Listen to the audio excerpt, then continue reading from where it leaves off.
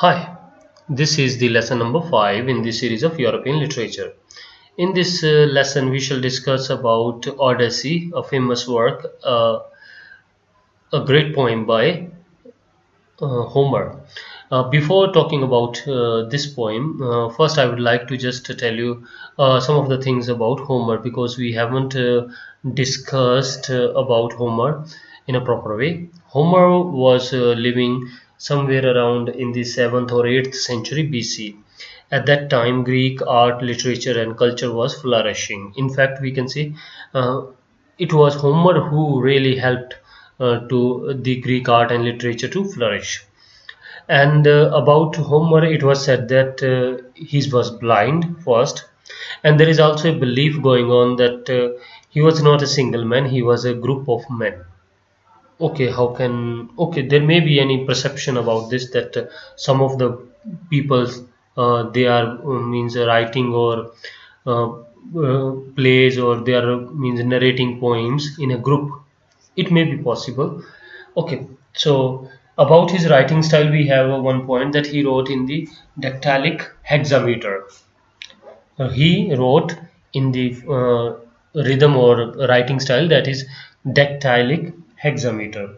And among his works, apart from Iliad and Odyssey, we have a collection of poems called as the Homeric hymns. Homeric hymns, and it is the collection of 33 anonymous poems or prayers to God. And if there is anything more, okay, that's enough for Homer. And now, among his works, we have Iliad and Odyssey. About Iliad, I have already told you most of the things, every event of the Trojan War related to Iliad, or we can say we come to know about Trojan War only through Iliad. Iliad is an epic poem and it starts in the media res. Media res means it starts in the middle of the action. Means when the poem starts, already some of the things, major action has happened, and then we are told about the past events through the conversation or through the narration of the characters. And about okay, as a quick revision to Iliad, I would just repeat some of the names or important characters. But if you haven't gone through Trojan War, I would request you that you should go through the previous lesson about Trojan War because that is very important. Not just a poem but also as an event, because whatever happened in the Trojan War, and after that then how the things start, we have Odysseus, means where the Trojan War or where the Iliad ends, there we have the starting of the other work, that is Odyssey. So we can say in the form of sequel, as we have movies in a sequel, so similar sort of thing. About Iliad, there are a number of characters like Agamemnon, the king of Mycene, and then we have Menelaus, the king of Sparta, and Helena, of course, is the wife of Menelaus, and Agamemnon is the husband of Clytemnestra. Then there is the story of three goddesses, if you remember those three, Athena, Hera, and Aphrodite, and then we have the central character like Paris, the son of the prince of Troyes, and then we have the death of Prince Hector, and then the death of Achilles, the great hero, and then the most important that we have Odysseus. Odysseus, sometimes you see the name Ulysses, both are same, Odysseus or Ulysses, because in most of the Roman writings or works we have the name Ulysses, and in Greek culture we have the name Odysseus. So Odysseus is the person who really means helped the Greeks win that war, because he made that Trojan horse that invaded the Trojan city.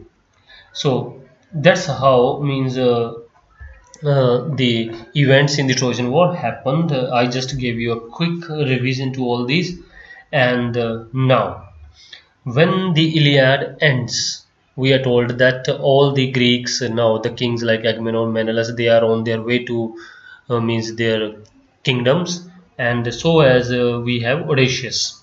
So when Odyssey starts, we are first told that Odysseus is on his way back to Ithaca.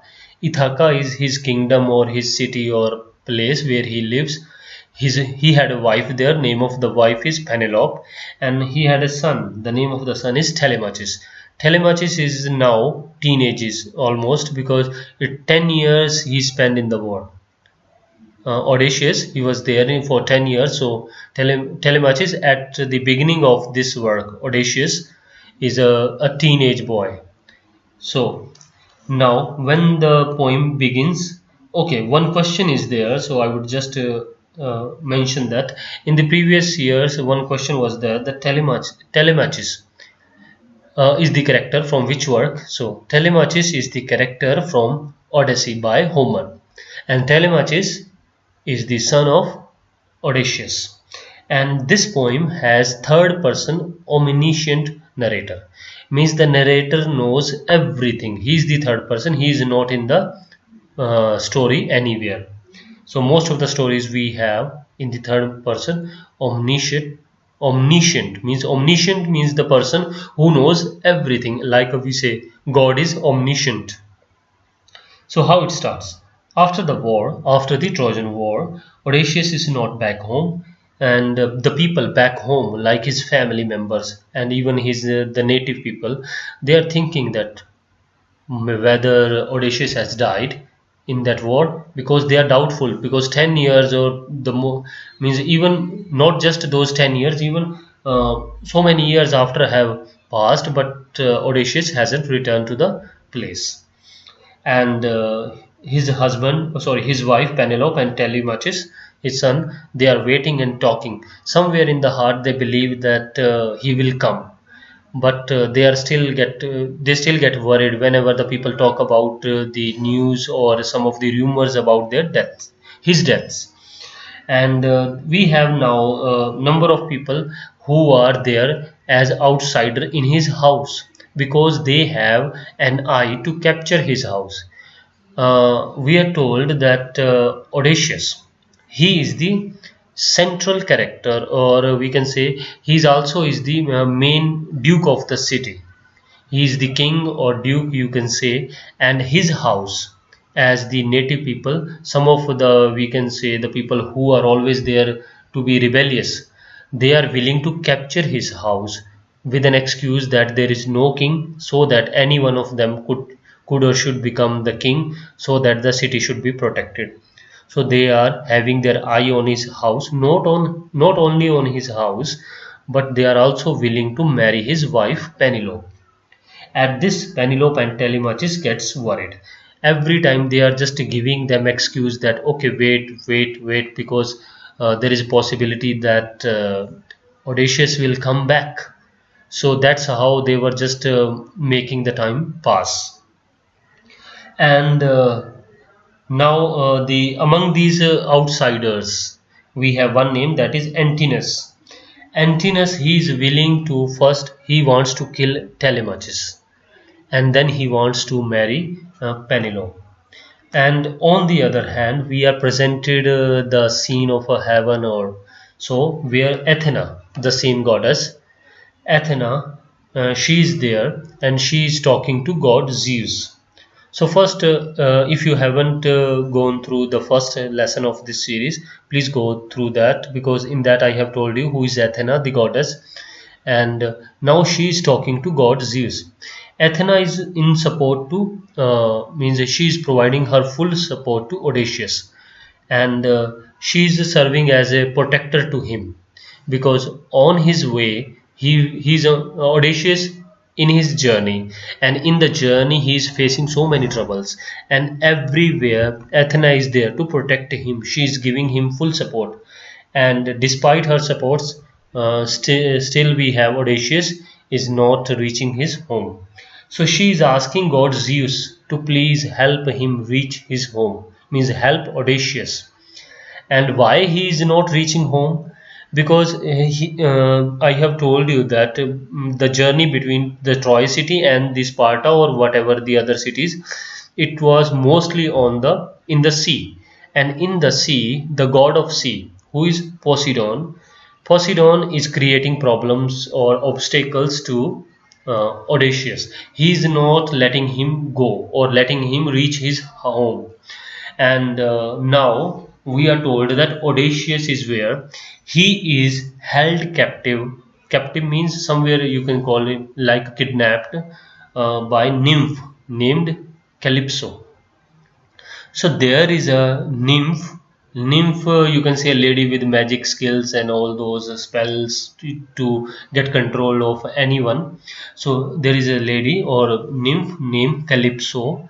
The name of the place is Ogygia, at Ogygia, and she is taking full control of Odysseus. Means Odysseus is not in his full senses.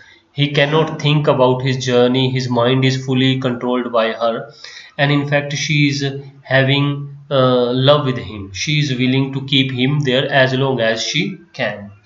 And on the other hand, Athena is willing that Odysseus should reach his home as soon as possible. Now, Athena, the goddess, she disguised herself as Mantis. Mantis may be the name of any lady. She disguised herself Mantis and visit to the city Ithaca, where she meets Telemachus. Telemachus, the son of Odysseus, he is searching for his father, and there Athena tells him that he should arrange a meeting. She further tells him that this person, the name of the person is Pisistratus. Pisistratus. Okay, so some difficult name to pronounce. Pisistratus is the person who will help Telemachus to find his father. So what Athena had done, that she has introduced another character to Telemachus to support him, to help him. And Telemachus and Pisistratus both are searching for Odysseus, and they find Menelaus and Helen.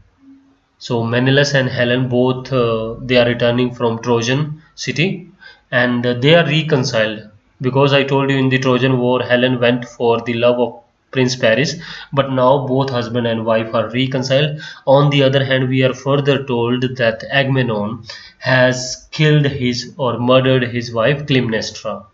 Okay, this plot doesn't have any relevance to this story, so we will not discuss about this.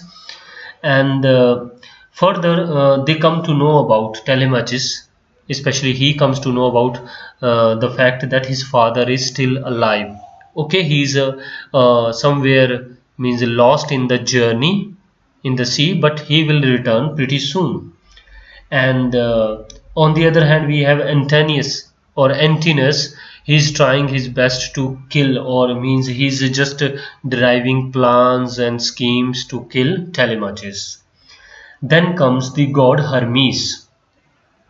So god Hermes, in fact, Athena has called him. The goddess Athena has called him and asked him to ask him to do his magic so that Calypso should release Odysseus.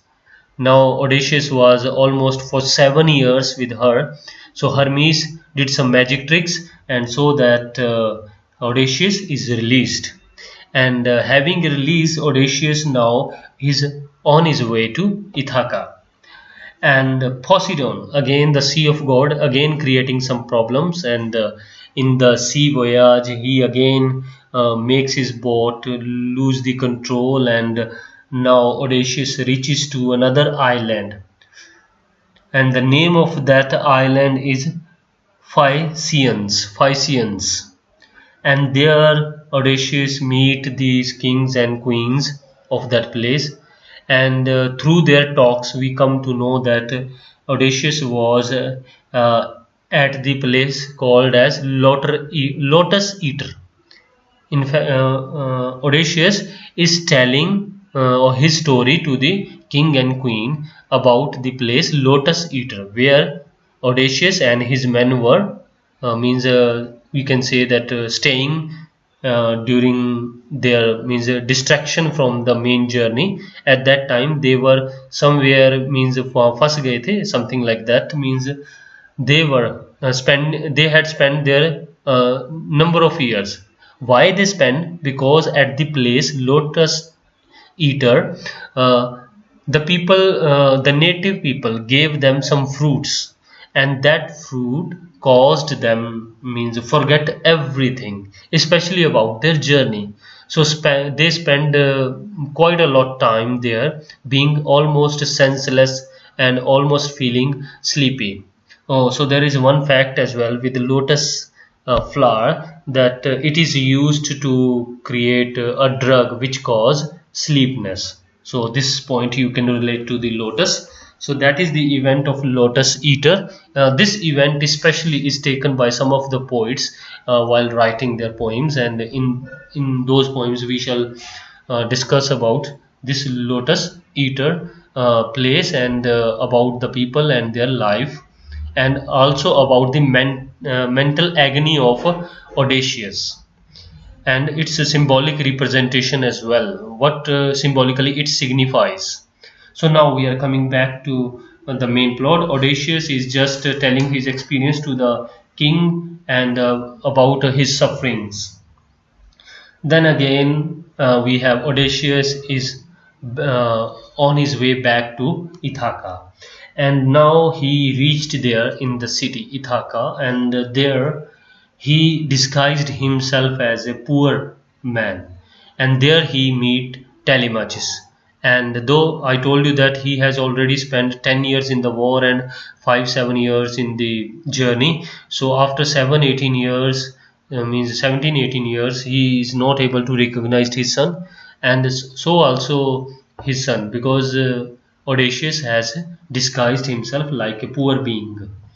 And there he goes, and to his palace, and there he is willing to first, because he comes to know about the situation, what is happening in the city, and what the people, or the you can say the outsider, what they are trying to do to capture his son and even to marry his wife. So he plans that he will go there, and he will teach them a lesson. And in his house, what is happening, that his wife, okay, she is not willing to marry again, but she has now run out of all the excuses, and now the outsider are, means, all those people, the villainous people, they are here, and they are to marry her. And there is some sort of event is going on, like the suitors, and they are there to prove themselves so that they can marry Penelope. So what Penelope has done, she has created an event, so that whoever successfully does this particular task, that person will be able to marry her. And Penelope knows that this trick or this task can be done only by the Odysseus. No one else can do, not no one else can do this work. So what is the task? The task is something like that, shooting with an arrow, and there are number of obstacles or number of axes are in between, and through these axes one has to shoot with an arrow successfully. So this is the task, and to perform this task, all outsider tried their best, but they could not. And eventually uh, Odysseus himself, he also presents himself as the suitor, and nobody able to identify him. So Odysseus performed this task quite successfully. And when Penelope saw him, then she was not able to recognize by his appearance. And if in fact you can imagine, 10 plus 7 18 means almost 20 years have passed, and she is not able to recognize him. And then he revealed his identity, and then she gets convinced that yes, he is her husband. In fact, Odysseus also reminds her, means, some of the past events or their nostalgic moments of their life, means some of the happy moments of their past lives, so that she could trust him that he is her husband. One such example is given here, that he reminds her of, means, when they made their bed with the leaves of the olive tree. And then okay, So all the, you can say, the villainous characters, whoever were present there, Odysseus defeat them and kill them. So now every villain is almost died, and things are almost sorted in the family, as husband, wife, and their son meet one another and greet each other. And the next day, we are told about the next day's events. Odysseus meet his father. The name of his father is Laertes, and he is on the Ithaca border. And Odysseus brings back his father to the same means house, and on the way they face some of the attacks by the villains, but Odysseus successfully managed to defeat all these, and by this we see the end of this giant epic work, Odysseus. So this work largely contains the episodes of his journey when he was on his way back to Ithaca. This is all about Odysseus. So there are number of characters. Most important his wife Penelope, son named Telemachus, and then there are references to some of the goddess or gods like Athena, then Hermes, and then god Zeus, and some of the villainous character like the name is Antinous, and then okay. So I think that's enough about. Okay, there are some of like characters like Calypso. Calypso is another important nymph in this, and then the Lotus Eater. This is the most important event of this story, Lotus Eater, because this is largely covered by most of the poets and writers because of its symbolic representation. Because as okay, somewhat I would like to tell you that as Odysseus was lost in that place by sleeping, sorry, eating those fruits, and he was almost like senseless and not thinking of his journey. Same way it is treated that we are lost in this world and we are just eating the fruits of this world, and we are not thinking about the other world as it is meant to be. Okay, so similar sort of symbolic representation is there. So that's it for Odyssey. So I would request you that first go through the Trojan War, and then repeat this one again if you haven't gone through as yet. Because if you just read this one Odyssey, and if you haven't covered or Trojan War, it will not make the things easier for you.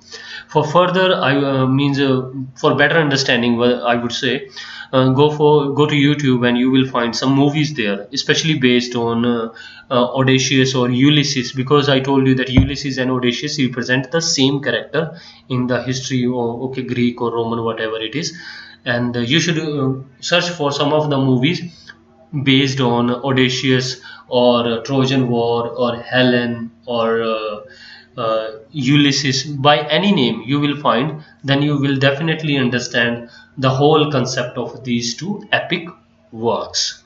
So thanks for watching this lesson, and have a nice day and keep enjoying the literature. Thanks a lot.